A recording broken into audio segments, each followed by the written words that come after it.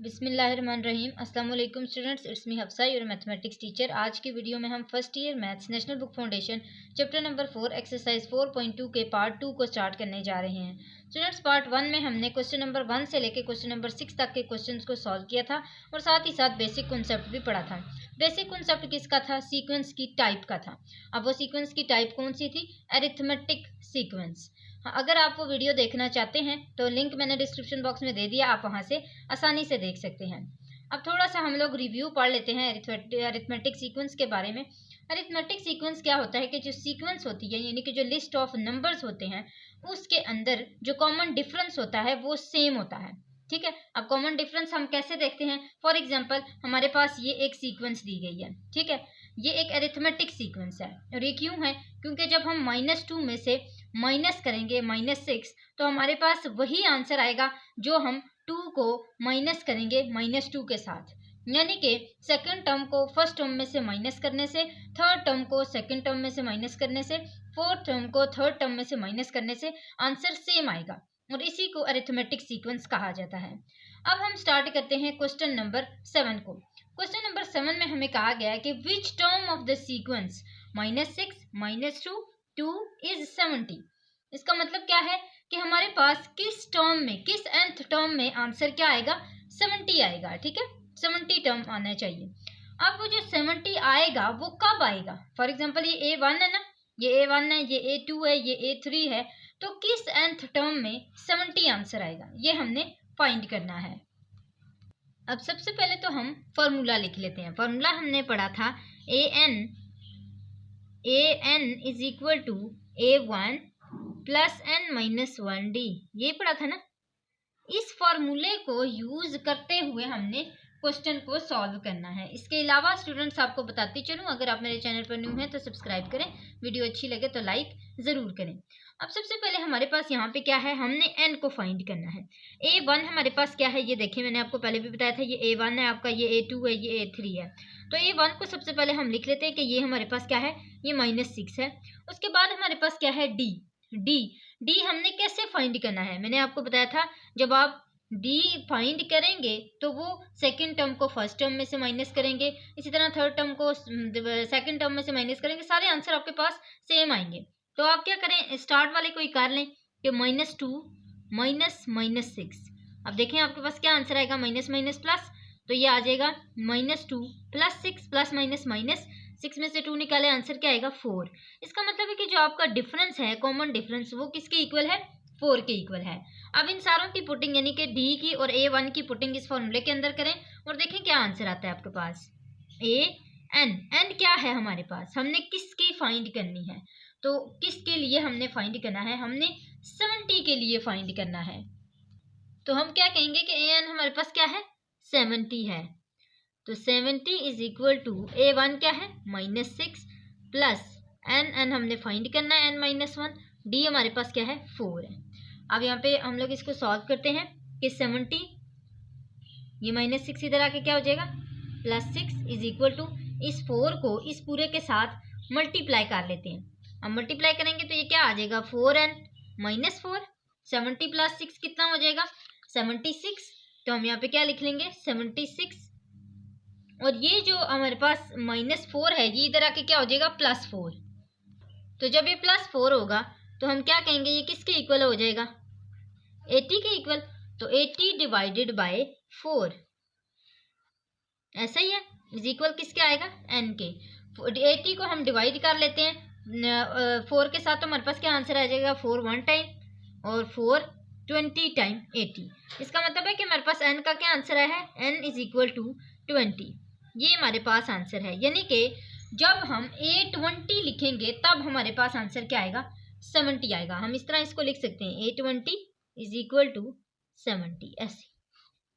तो ये हमारे पास क्वेश्चन नंबर 7 सॉल्व हो गया। क्वेश्चन नंबर 8 की तरफ आते हैं। स्टूडेंट्स, जो रूल्स हमने क्वेश्चन नंबर 7 के ऊपर अप्लाई किए थे वही रूल्स हमने क्वेश्चन नंबर 8 के ऊपर भी अप्लाई करने हैं। कि which term of the sequence, ये आपके पास एक अरिथमेटिक सीक्वेंस दी गई है और इस सीक्वेंस में से आपने बताना है कि जो हमारे पास n कौन सी nth होगी, यानी कि 105 डिवाइडेड बाई 2 किस n टर्म पे आएगी।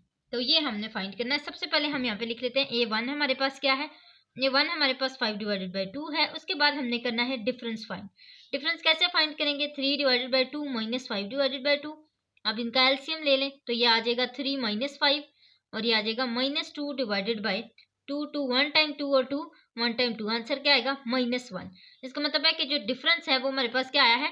-1 आया है। ये दोनों चीजें हमारे पास फाइंड हो गई। हमने इसको किसके इक्वल करना है? इसको इक्वल करना है 105 डिवाइडेड बाई 2 के। तो हम यहाँ पे क्या लिख लेंगे? -105 divided by 2 is equal to, और हमारे पास क्या है? A1। तो A1 किसके इक्वल है? 5 डिवाइडेड बाई 2 के। इसी तरह हमारे पास नेक्स्ट क्या है? प्लस है n-1 हमने एज इट इज लिख लेना है। उसके बाद d हमारे पास क्या है? -1। ये सारा हमने पुट कर लिया फार्मूले के अंदर। वही फार्मूला मैंने यूज किया, चेंज नहीं किया, वही फार्मूला है। अब इसको हमने क्या करना है? ये जो -105 डिवाइडेड बाई 2 है इसके साथ -5 डिवाइडेड बाई 2 कर देना है। और ऐसा क्यों करना है? क्योंकि ये 5 डिवाइडेड बाई 2 इधर प्लस हो रहा था, इधर आके क्या हो जाएगा? माइनस हो जाएगा। मजीद करते हैं n माइनस n, इस -1 को इसके साथ मल्टीप्लाई करते हैं, -1 माइनस माइनस +1। ठीक है, तो ये आ गया। अब इन दोनों को हम एलसीएम ले लेते हैं तो ये हमारे पास आ जाएगा 2 -105 -5 इज इक्वल टू -n +1। इन दोनों को आपस में माइनस करके देखते हैं, हमारे पास क्या आंसर आएगा? 110 -110। बड़ी रकम के साथ माइनस है ना, ये आ गया हमारे पास 2 इज इक्वल टू, ये जो +1 है ये इधर आके क्या हो जाएगा? -1 हो जाएगा, और -n जो है ये एज इट इज रहेगा। अब हम इसको भी मजीद सॉल्व कर लेते हैं, देखते हैं क्या आंसर आता है। अगर हम एलसीएम करते हैं तब भी हमारे पास वही आंसर आएगा, और अगर हम कट करना चाहते हैं तो भी आंसर आ सकता है। 2 1 टाइम 2 255 टाइम। अब ये -55 -1 किसके इक्वल हो जाएगा? माइनस माइनस प्लस, और ये आ जाएगा -56। ऐसा ही है। और इज इक्वल किसके है? -n के है ना, तो माइनस माइनस आपस में कैंसिल हो गए। अब हमारे पास n का आंसर क्या आ जाएगा? 56। आप देख सकते हैं, मैं आपको एक दफ़ा इसका रिव्यू भी दिखा देती हूँ ऐसे। नेक्स्ट चलते हैं क्वेश्चन नंबर 9 की तरफ। क्वेश्चन नंबर 9 में हमें दिया गया है कि if A1 divide by A1 divide by B1 divide by C are in AP। AP का क्या मतलब होता है? Arithmetic progression. और प्रोग्रेशन किसको कहते हैं? सीक्वेंस को ही कहते हैं, अरिथमेटिक सीक्वेंस। ये एक अरिथमेटिक सीक्वेंस है। Show that the common difference is, वो कहते हैं कि आप बताएं कि इसका कॉमन डिफरेंस क्या आना चाहिए? A minus C divided by 2AC। अच्छा, आपको सारा कुछ दे दिया गया, आपने सिर्फ डिफरेंस फाइंड करना है। अब आपने करना क्या है? सबसे पहले तो आपने ये जो 1 divided by A 1 divided by B 1 divided by C, इसको कहना है कि ये हमारे पास क्या है? ये हमारे पास अरिथमेटिक सीक्वेंस है। ठीक है, आप इस तरह लिख लें कि ये हमारे पास अरिथमेटिक प्रोग्रेशन है या अरिथमेटिक सीक्वेंस है कि ये क्या है? 1 डिवाइड बाई A है, 1 डिवाइड बाई B है और 1 डिवाइडेड बाई C है। और इसी से हम फाइंड करना चाह रहे हैं क्या? इसी से हम डिफरेंस फाइंड करना चाह रहे हैं। तो मैंने आपको ये पहले भी करवाया था अरिथमेटिक मीन का, जब हम पढ़ रहे थे। मैं आपको एक दफ़ा फिर रिव्यू बता देती हूँ कि हमने सबसे पहले जब इसको माइनस किया था तो फिर हमने दोनों, जो हमारे पास दो आंसर आए थे ना, दो डिफरेंस आए थे, तो उन दोनों को हमने इक्वल कर लिया था। इधर भी सेम वैसे ही होगा। तो हम यहाँ पे सबसे पहले लिख लेंगे कि difference is equal to 1 divided by B minus 1 divide by A। ऐसे ही होता है ना, सेकेंड टर्म को फर्स्ट टर्म से करते हैं। फिर ये हमारे पास फर्स्ट आ गई। दूसरी D is equal to 1 divided by C minus 1 divided by B। अभी दोनों इक्वल आई है ना, दो इक्वेशंस आई हैं, इनको हमने क्या करना है? एक दूसरे के इक्वल कर देना है, एक दूसरे के साथ ऐड कर देना है। अब जब हम दोनों को ऐड करेंगे, ऐड 1 एंड 2, तो देखेंगे हमारे पास क्या आंसर आता है? D प्लस D के इक्वल हो जाएगा, और जो इक्वल की दूसरी साइड पे दोनों है उनको आपस में ऐड कर लेना है। तो ये क्या हो जाएगा? 1 divided by B minus 1 divided by A plus 1 divided by C minus 1 divided by B। अब यहाँ पे आप देखें क्या कोई कटिंग होती है? किसी ऐसे नंबर के ऑपोजिट साइन है जो सेम हो? यस, देखिए यहाँ पे इसके साथ प्लस है ना, और इसके साथ माइनस है, दोनों के साइन ऑपोजिट हैं और साथ ही ये हैं भी सेम। तो हम इन दोनों को क्या कर लेंगे? कट कर लेंगे। हमारे पास क्या रह जाएगा? -1 डिवाइडेड बाई A और +1 डिवाइडेड बाई C, और D प्लस D करेंगे कितना हो जाएगा? 2D हो जाएगा। अब हमने ले लेना है इसका एलसीएम। एलसीएम कैसे लेते हैं? यहाँ पे आप देखें हमारे पास क्या है? AC है, AC है ना, तो AC हमने एलसीएम में ले लिया। एलसीएम में हम क्या क्या लेते हैं? हम कॉमन लेते हैं और अनकॉमन फैक्टर्स को लेते हैं। हमारे पास यहाँ पे कॉमन फैक्टर नहीं है, अनकॉमन ही है, मैंने दोनों को लिख लिया है। अब यहाँ पे देखें, एक साइड से करते हैं। एक साइड में यहाँ पे क्या A है? A इससे कट गया, पीछे क्या बचा? C। तो ये क्या हो जाएगा -c। इसी तरह प्लस c इससे कट गया, पीछे क्या बचा a, तो यहाँ पे क्या आ जाएगा a। और यहाँ पे क्या है 2d है, ऐसे ही है ना। अब हमारे पास क्या आ जाएगा d इधर ही रहेगा और -c plus a divided by ये 2 इधर आएगा तो क्या हो जाएगा 2ac। अब हमने क्या करना है, इसको रीअरेंज कर लेना है। रीअरेंज कैसे करते हैं, माइनस वाले को मिड में ले आते हैं, ये चूंकि प्लस है तो इसको स्टार्ट में ले आएंगे, a - c divided by 2ac। तो आप देखें कि क्या आपका कॉमन डिफरेंस वही नहीं आया जो आपको शो करने के लिए दिया गया था। यस, तो इसका मतलब है हमारा आंसर ठीक आया है। स्टूडेंट्स, आपको कोई भी कंफ्यूजन होती है तो आप कमेंट बॉक्स में ज़रूर पूछ सकते हैं। क्वेश्चन नंबर 10 की स्टेटमेंट को पहले हम समझेंगे और फिर क्वेश्चन को सॉल्व करेंगे। अब हमारे पास स्टेटमेंट क्या है, स्टेटमेंट में हमारे पास है कि during a free fall. Free fall क्या होता है, ये जो स्काई में डाइविंग करते हैं ना, इसको कहते हैं फ्री फॉल। अब वहाँ पे जो फ्री फॉल के दौरान स्काई डाइवर जो मतलब कि डाइविंग कर रहा है उसकी बात हो रही है कि fall 16 feet in first second. वो फॉल किया है उसने 16 फीट पहले सेकंड में, 48 फीट सेकंड में और 80 फीट थर्ड सेकंड में। अब वो कहते हैं कि if he continuous to fall, अगर वो उसको कंटिन्यू रखता है, जारी रखता है, तो एट दिस रेट, इसी रेट पे, तो how many feet will he fall during the 8th सेकंड, 8वें सेकंड में वो कितना फॉल करेगा, ये हमने बताना है। अब सबसे पहले तो हम यहाँ पे लिखते हैं कि हमारे पास क्या क्या दिया गया है।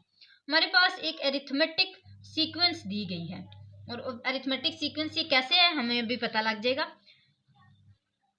कैसे, first 16 second, 48 third, 80 and up to so on. अब आपने कैसे इसको सीक्वेंस को फाइंड करना है, 48 में से माइनस करें 16 को, इसी तरह 80 में से 48 को माइनस करें। आप देखें कि क्या आपका आंसर सेम आता है।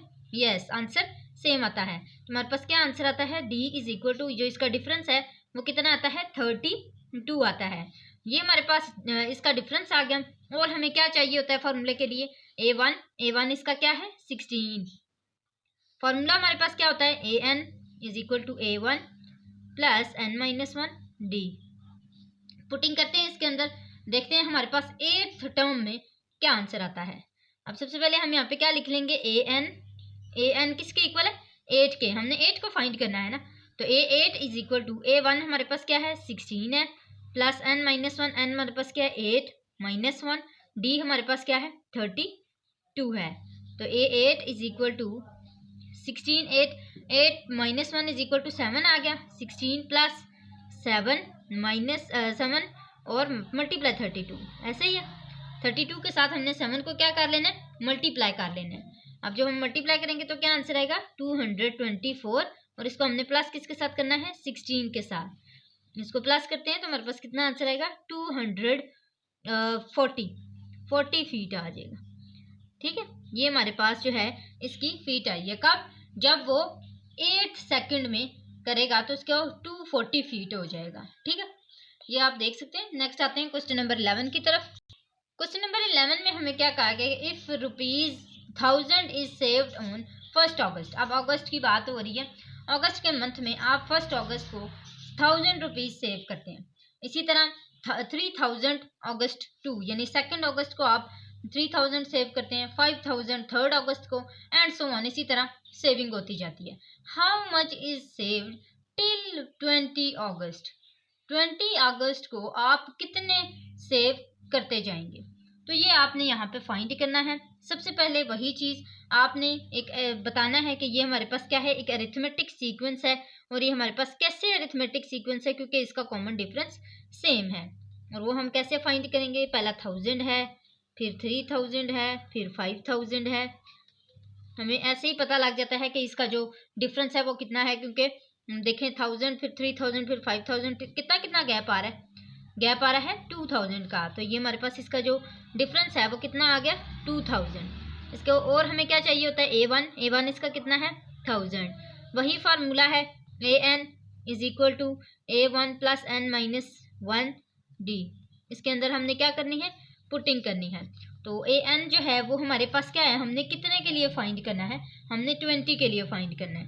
तो a20 is equal to same वैसे ही a1 हमारे पास 1000 है, प्लस यहाँ पे हमारे पास 20 है -1, डी हमारे पास कितना था 2000। 20 - 1 इज इक्वल टू 19। 19 को हमने किसके साथ मल्टीप्लाई करना है 2000 के साथ। जो भी आंसर आएगा उसको प्लस कर लेंगे किसके साथ 1000 के साथ। इन दोनों को जब हम लोग मल्टीप्लाई करेंगे तो आंसर क्या आएगा 38,000। सिंपल, आपने कैलकुलेटर पे लिखना है, आपको आंसर मिल जाएगा 38 और ये कितना हो गया 39। तो ये हमारे पास आंसर आ चुका है A20 का। यहाँ तक हो गया solve question number 11। Question number 12 की तरफ आते हैं। क्वेश्चन नंबर 12 में भी हमें एक ऐसी एग्जांपल दी गई है कि a gardener is making a triangular planting with 35 plants. अब इसमें हमें क्या कहा है कि एक गार्डनर है, उसने क्यारियां बनाई हैं ट्रायंगुलर शेप की, और उसमें उसने कितने प्लांट्स लगाए हैं 35 इन द फर्स्ट रो, पहली रो में। अब उसने जो क्यारियां बनाई हैं वो रो में बनाई हैं। पहली जो रो है उसमें 35 प्लांट्स लगाए हैं और 31 in the second row, 31 plants उसने सेकेंड रो में लगाए हैं और 27 प्लांट्स उसने थर्ड रो में लगाए हैं, और इसी तरह आगे चलता जा रहा है। इफ द पैटर्न, अगर पैटर्न ऐसा ही रहे, कंसिस्टेंट रहे, तो how many plants will there be in the eighth row. तो एट्थ रो में जैसे फर्स्ट सेकंड थर्ड है, तो एट्थ रो में जाके कितने प्लांट्स वो लगाएगा, तो ये हमने फाइंड करना है। सबसे पहले वही चीज हम अरिथमेटिक सीक्वेंस को देख लेते हैं कि वो हमारे पास क्या है। अरिथमेटिक सीक्वेंस हमारे पास क्या है, सबसे पहले 35 है, फिर उसके बाद हमारे पास कितना है 31 है, और उसके बाद क्या है 27 and up to so on. ये हमारे पास अरिथमेटिक सीक्वेंस है। अब हमने इसका फाइंड क्या करना है, डिफरेंस फाइंड करना है। 31 में से 35 निकालें, इसी तरह 27 में से 31 निकालें, तो आंसर कितना बचता है -4 बचता है। कॉमन डिफरेंस है, इसीलिए ये अरिथमेटिक सीक्वेंस है। A1 हमारे पास क्या है 35 है, वही फार्मूला यूज होगा। उसी फार्मूले के अंदर हमने क्या करना है, पुटिंग करनी है इनकी। an is equal to A1 plus n minus 1d, और इसके अंदर पुटिंग करेंगे तो an हमारे पास कितना है, कितनी रो में उसने कहा था 8th रो में। A8 is equal to A1 हमारे पास क्या है 35 प्लस 8 माइनस 1, d हमारे पास क्या है -4। 8 माइनस 1 इज इक्वल टू 7। 7 को मल्टीप्लाई किससे करना है -4 के साथ, तो हमारे पास क्या आ जाएगा 7 4 टाइम 28, तो ये आ जाएगा -28 और 35 में से 28 निकालेंगे कितना बचेगा 7। तो हमारे पास आंसर क्या आ जाएगा 8th रो में उसने 7 प्लांट्स लगाए हैं। ये हमारे पास इसका आंसर आ चुका है क्वेश्चन नंबर 12 का। क्वेश्चन नंबर 13 की तरफ आते हैं। स्टूडेंट्स, क्वेश्चन नंबर 13 में हमारे पास क्या है कि फाइंड अरिथमेटिक मीन बिटवीन। अब अरिथमेटिक मीन के बारे में डिटेल से हमने प्रीवियस लेक्चर में पढ़ा था, मैं आपको फिर बता देती हूँ। अगर आप वो वीडियो देखना चाहते हैं तो लिंक मैंने डिस्क्रिप्शन बॉक्स में दे दिया, आप वहाँ से देख सकते हैं। अब यहाँ पे अरिथमेटिक मीन जो है उसका फार्मूला क्या है, a plus b divided by 2, मैंने यहाँ पे लिख लिया। आप इसी फार्मूले को इस क्वेश्चन, सारे क्वेश्चन के अंदर पुट करते जाएंगे और आंसर आपका आता जाएगा। तो हमारे पास किस किस के अंदर है 7 और 17 के अंदर हमने अरिथमेटिक मीन को फाइंड करना है। तो आइए करते हैं। तो ये क्या आ जाएगा 7 प्लस 17 डिवाइडेड बाई 2। 7 प्लस 17 किसके इक्वल होता है 24 डिवाइडेड बाई 2। 2 1 टाइम 2 2 12 टाइम 24, तो अरिथमेटिक मीन कितना आ जाएगा 12। ये हमारे पास इसका आंसर आ चुका है। सिंपल सा इजी सा है, बस आपने इसका फॉर्मूला याद रखना है। इसी तरह ये क्या है 3 प्लस 3 स्क्वायर रूट 2 और plus 7 minus 3 square root 2 divided by 2। ये दोनों आपस में कैंसिल हो गए क्योंकि इसके जो वैल्यूज हैं वो भी सेम है और साइन भी ऑपोजिट है। तो 7 और 3 कितने हो गए 10 डिवाइडेड बाई 2। 2 1 टाइम 2 2 5 टाइम 10, तो अरिथमेटिक मीन किसके इक्वल आ जाएगा 5 के इक्वल आ जाएगा। ये हमारे पास सेकंड आंसर आ गया।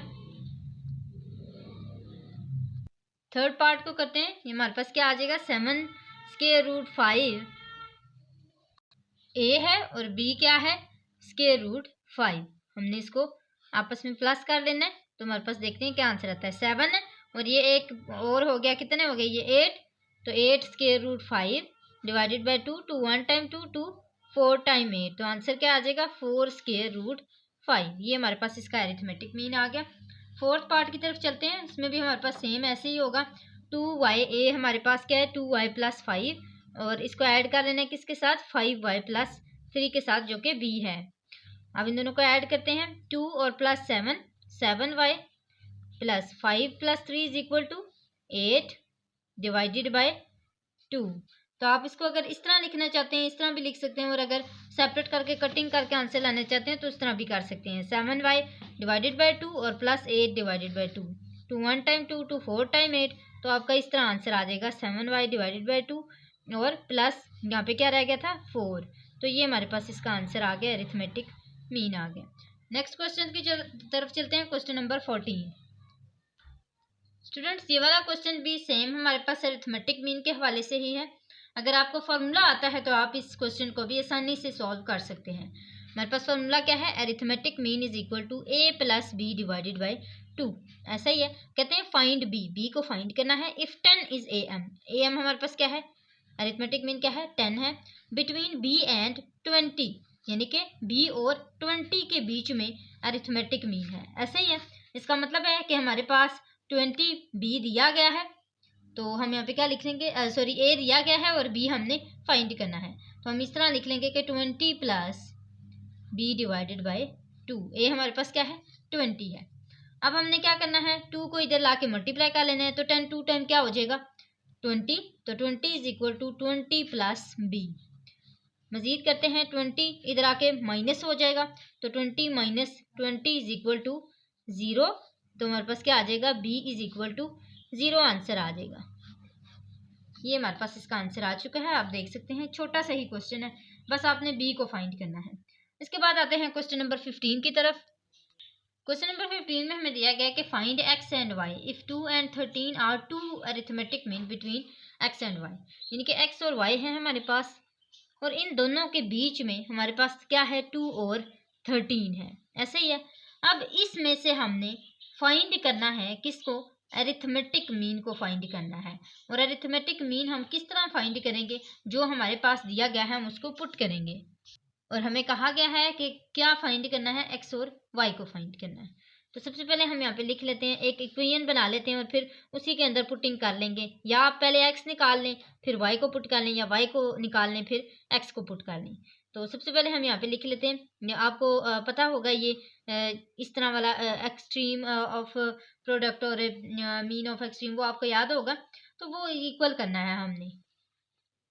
तो हम पहले x की वैल्यू को फाइंड करते हैं। हम यहाँ पे लिखेंगे कि 2 इज इक्वल टू, एक्स के साथ 2 है ना, तो 2 is equal to x plus क्या है 13 है, और डिवाइड किसके होता है, a plus b divided by 2। तो हम इससे फाइंड कर लेते हैं, 2 2 टाइम 4, ये उधर जाकर मल्टीप्लाई हो जाएगा, और यहाँ पे हमारे पास क्या रह जाएगा x प्लस 13। एक्स इधर ही रहेगा एज इट इज़, और जो 13 है वो उधर जाके क्या हो जाएगा माइनस हो जाएगा, तो ये क्या हो जाएगा 4 minus 13 is equal to x. और ये किसके इक्वल होगा, 13 में से हम 4 को निकालेंगे तो हमारे पास क्या बचेगा 9, और बड़ी रकम के साथ कौन सा साइन है माइनस का, तो ये क्या आ जाएगा -9। एक्स इक्वल आ गया ना -9 के। अब इसी को हमने पुट कर देना है वाई के थ्रू। कैसे, यहाँ पे हमारे पास आ जाएगा ना 13, पहले हमने 2 के इक्वल किया था ना, अब हम 13 के इक्वल करेंगे। 13 is equal to 2 plus y divided by 2। तो x तो हमारे पास आ गया था, इसी तरह हमने y को भी फाइंड करना है। 13 को इधर लेके जाएंगे तो ये 13 मल्टीप्लाई बाई 2 हो जाएगा।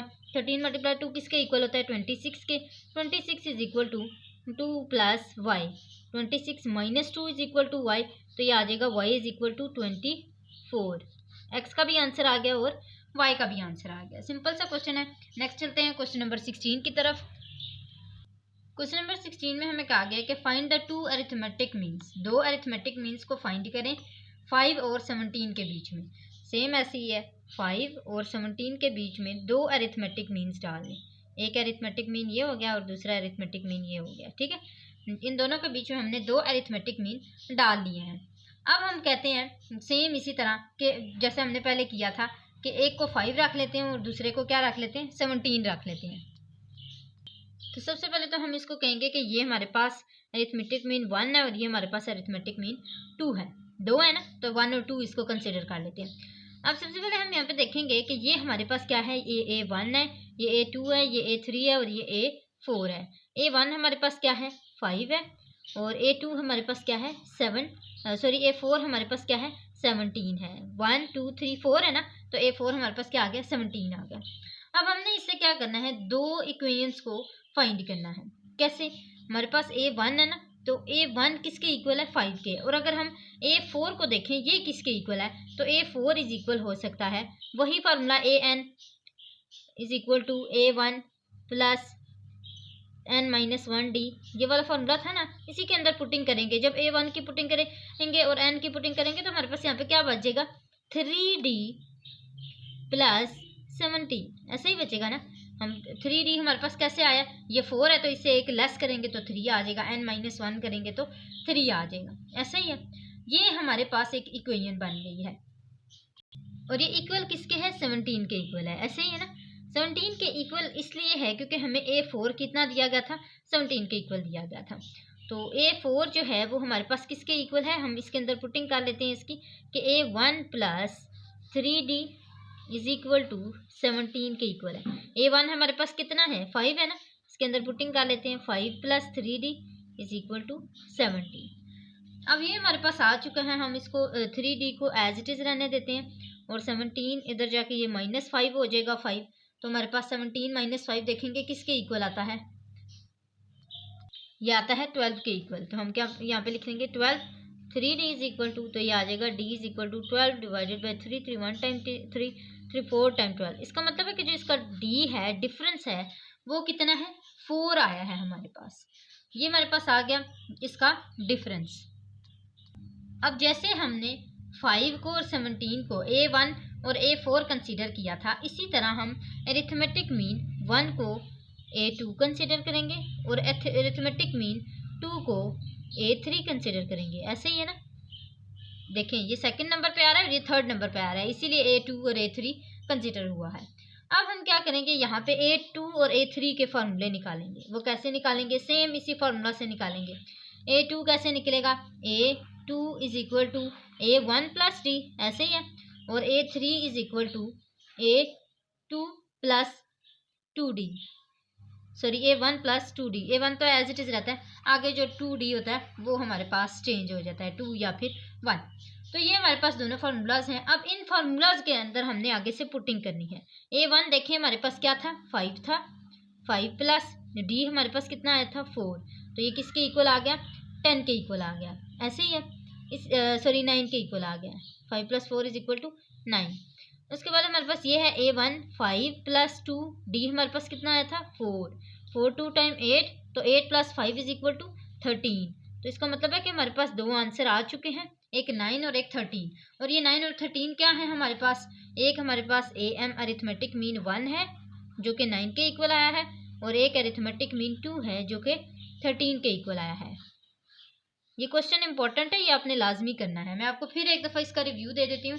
सबसे पहले आपने A1 और A4 को कंसीडर करना है।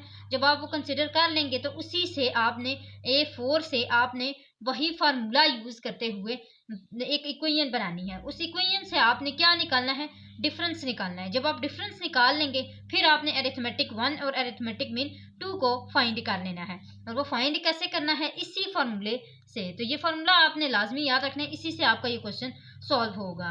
और इसके साथ साथ आपकी पूरी एक्सरसाइज ही इसी अरिथमेटिक मीन अरिथमेटिक सीक्वेंस के फार्मूले के ऊपर डिपेंड है। आते हैं क्वेश्चन नंबर 17 की तरफ। अब पहले तो हमने 2 अरिथमेटिक मीन्स फाइंड किए थे, अब हमने 3 अरिथमेटिक मीन्स फाइंड करने। सेम वैसे ही हमने लिखना है 2, इसके अंदर कितने अरिथमेटिक मीन्स लिखने हैं 3। A arithmetic mean 1, arithmetic mean 2, arithmetic mean 3, और किसके बीच में है ये -18 और 2 के बीच में, 2 एंड -18। सबसे पहले हम यहाँ पे लिख लेंगे कि A1 हमारे पास 2 है और A1 2 3 4 5, A5 हमारे पास -18 है। ऐसे ही हमने जो सेकंड वाली हमारी वैल्यू थी लास्ट वाली, उसी से हमने इक्वेशन निकाली थी ना। तो सेम हमने जैसे ऊपर वाले क्वेश्चन में किया था ना वैसे ही करना है।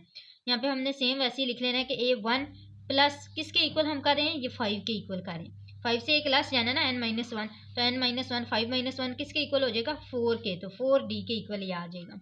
अब देखें A1 हमारे पास क्या है 2 है, 2 प्लस 4d, और ये है किसके इक्वल सारा 2 प्लस 4d -18 के इक्वल है। तो हम यहाँ पे क्या लिख लेंगे इज इक्वल टू -18। अब हमने इसको सॉल्व करना है और डिफरेंस को फाइंड करना है। तो यहाँ पे क्या आ जाएगा 4d इज इक्वल टू -18, ये +2 इधर आके क्या हो जाएगा -2, तो हमारे पास क्या आ जाएगा -20 और 4d d is equal to -20 divided by 4, 4 1 time 4, 4 5 time 20, और डी का क्या आंसर आ जाएगा -5। ये हमारे पास आंसर आ गया है डी का। अब जब हमने ये फाइंड कर लिया है, अब हमारे लिए आसान हो गया तीनों अरिथमेटिक मीन्स को फाइंड करना। हम कहते हैं कि हमारे पास जो अरिथमेटिक मीन 1 है ना, वो किसके इक्वल है, A2 के इक्वल है। अरिथमेटिक मीन 2 जो है वो हमारे पास A3 के इक्वल है, और अरिथमेटिक मीन 3 हमारे पास A4 के इक्वल है। अब जब हमने ये कंसिडर कर लिए हैं, अब हमारे लिए बिल्कुल भी मुश्किल नहीं है। A2 किसके इक्वल होगा, हमारे पास सेम वैसे ही A1 प्लस डी के हमने पहले भी किया था, ये आप यहाँ पे देख सकते हैं। ये देखें A2 किसके इक्वल हमने किया था, A1 प्लस डी के इक्वल किया था। अब इसको हमने सेम वैसे ही करना है। इसी तरह A3 किसके इक्वल करेंगे, A3 इक्वल हो जाएगा A1 प्लस 2D के, और इससे एक 4 - 1 करेंगे तो 3 आ जाएगा, तो ये इक्वल हो जाएगा A1 प्लस 3D के। अब इसके अंदर पुटिंग करते हैं। A1 हमारे पास क्या है 2, प्लस D हमारे पास क्या है -5। इसी तरह 2 प्लस 2 -5, इसी तरह 2 प्लस 3 और -5, ऐसे ही है। अब हम इसके आंसर निकाल लेते हैं। प्लस माइनस माइनस 5 में से 2 निकाले, 3 बड़ी रकम के साथ कौन सा साइन है, माइनस का, पहला आंसर आ गया। इसी तरह 5 2 टाइम 10 -10, -10 और प्लस 2 इज इक्वल टू कितना आ गया 8, और बड़ी रकम के साथ कौन सा साइन है, माइनस का, -8 आ गया। लास्ट हमारे पास क्या है कि 5 3 time 15 -15, -15 plus 2 is equal to 13, और बड़ी रकम के साथ कौन सा साइन है, -13। तो ये देखें हमारे पास ये एक तीनों अरिथमेटिक मीन्स फाइंड हो चुके हुए हैं। और इसी के साथ साथ हमारी आज की वीडियो कंप्लीट होती है।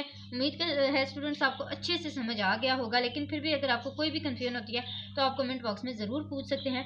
इसके अलावा आपने जाते जाते हमारे चैनल को ज़रूर सब्सक्राइब करना है, और इसी तरह हमारी हौसला अफजाई करनी है। आज के लिए बस इतना ही था। अगली वीडियो तक के लिए अल्लाह हाफिज़।